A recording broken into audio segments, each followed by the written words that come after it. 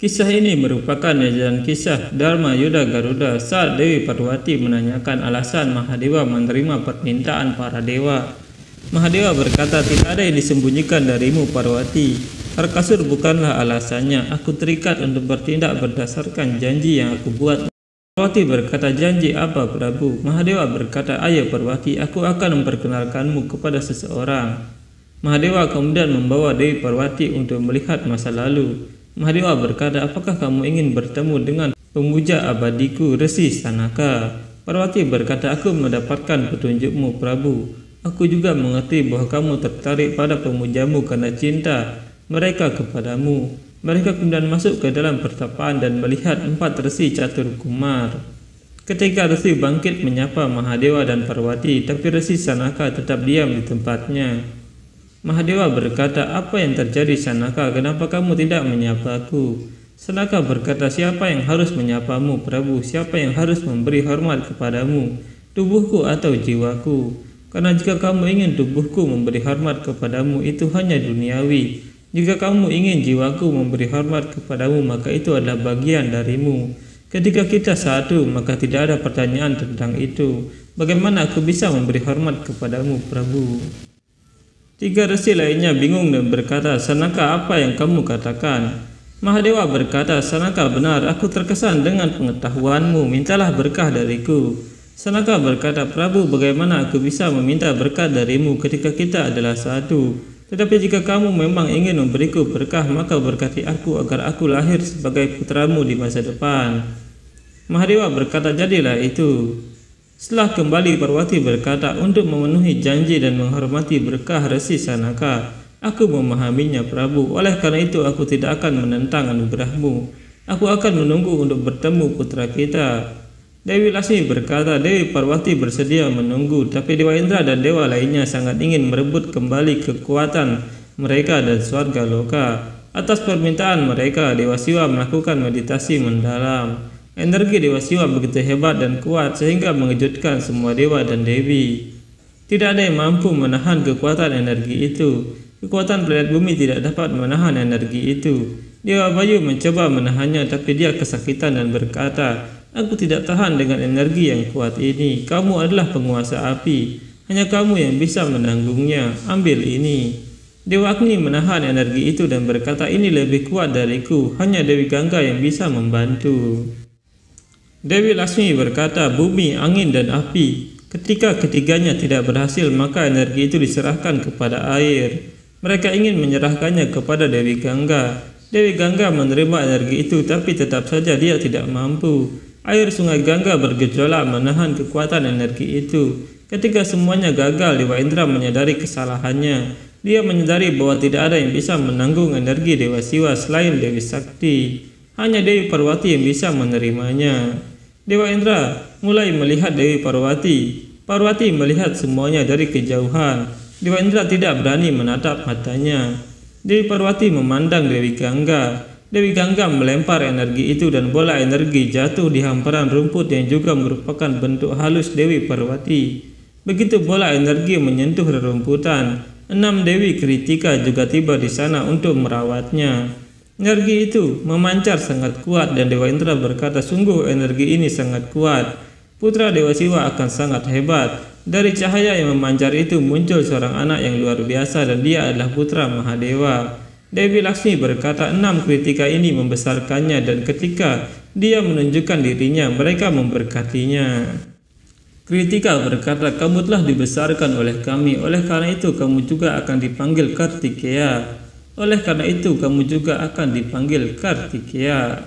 Sebagai simbol Kritika, kamu juga akan disebut Satnar, yang artinya yang bertangan 6. Ketika waktu yang tepat tiba, kamu akan dapat mewujudkan ke-6 tanganmu. Kartikeya berkata, kalian semua adalah ibuku, perintahkan aku bagaimana aku bisa melayani kalian. Parwati berkata, putra ini lahir tanpa kontribusiku dan dia telah dirawat oleh 6 Kritika ini sebagai ibunya. Akankah dia menerimaku sebagai ibunya? Kritika berkata, dengan memanggil kami ibumu, kamu telah memberi kami pengalaman yang paling indah. Kembalilah ke Kailas sekarang, ibumu Dewi Parwati dan ayahmu Dewa Siwa sedang menunggumu. Nak, kamu akan melakukan apa yang mereka katakan, kamu harus mematuhi mereka. Mahadewa berkata, putramu akan datang ke Kailas untuk bertemu denganmu dan dekat denganmu. Dia masih kecil, dia tidak bersalah, dia tidak menyadari identitas kelahirannya dan tujuan kelahirannya. Meskipun dia berasal dariku, dia akan belajar seni mencapai kebijaksanaan darimu. Seorang ibu adalah guru pertama. Seorang ibu membimbing anaknya ke arah yang benar. Ibu mengajari mereka moral, nilai, dan membuat mereka mampu. Seorang ibu menentukan masa depan. Itu hakmu, tidak ada yang bisa mengambilnya darimu, bahkan aku pun tidak bisa. Parwati berkata, apakah itu benar, Prabu? Anakku datang kepadaku, aku harus mengatur untuk menyambutnya, Prabu. Nandi, Sringgi, anakku akan datang, kita harus mengatur untuk menyambutnya. Kita harus menciptakan suasana dimanapun dia memandang. Dia melihat cintaku padanya. Pergi dan buat pengaturan untuk menyambutnya. Dewi Lasmi berkata, di satu sisi Dewi Parwati sangat gembira mendengar kedatangan putranya. Di sisi lain Tarkasur sangat marah dan ingin membunuh pembawa pesannya. Senapati berkata, apa gunanya membunuhnya, Raja? Kita harus membunuh orang yang lahir untuk membunuhmu.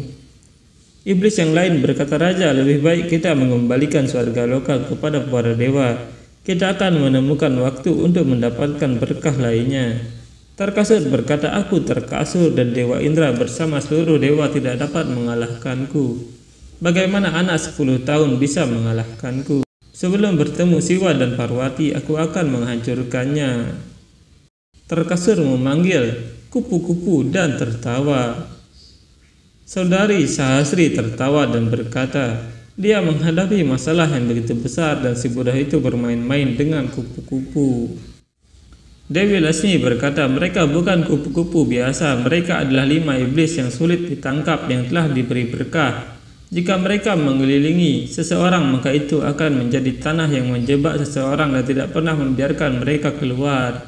Tanah itu terus menyusut, itu sebabnya orang yang terperangkap di dalamnya mati karena lemas. Saat itu Kartikeya sedang dalam perjalanan ke Kailas sambil berpikir bagaimana ayahku Dewa Siwa, bagaimana ibuku Dewi Parwati, bagaimana Kailas.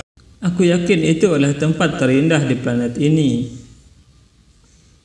Ada kupu-kupu yang datang menghampiri Kartikeya dan dia berkata, kupu-kupu yang sangat cantik, hei datang ke sini, datanglah padaku, aku tidak akan menyakitimu. Datanglah padaku. Tiba-tiba muncul 4 kupu-kupu lagi. Kartikeya berkata, kamu mengundang temanmu begitu cepat. 5 kupu-kupu itu kemudian mengelilingi Kartikeya dan berubah menjadi iblis. Kartikeya berkata, siapa kalian? Mengapa kalian mengelilingiku? Iblis berkata, kami adalah 5. Kamu adalah target kami.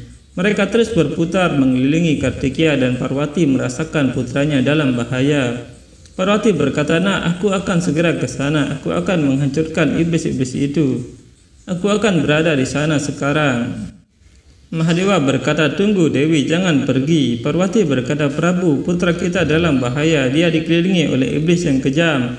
Kamu tidak ingin aku melindunginya. Bagaimana jika sesuatu terjadi padanya?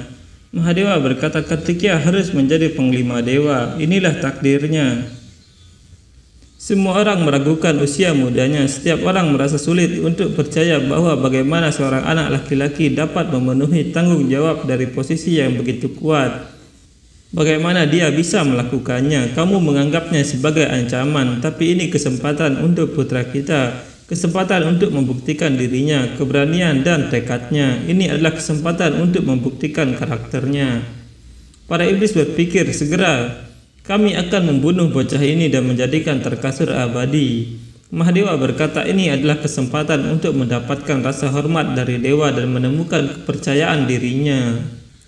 Itu bisa terjadi hanya ketika dia berjuang untuk itu, tidak dengan bantuan siapapun, tetapi dengan caranya sendiri. Dewa Agni berkata, dari jebakan 5 iblis tidak ada manusia, makhluk surgawi dan dewa yang bisa lolos darinya.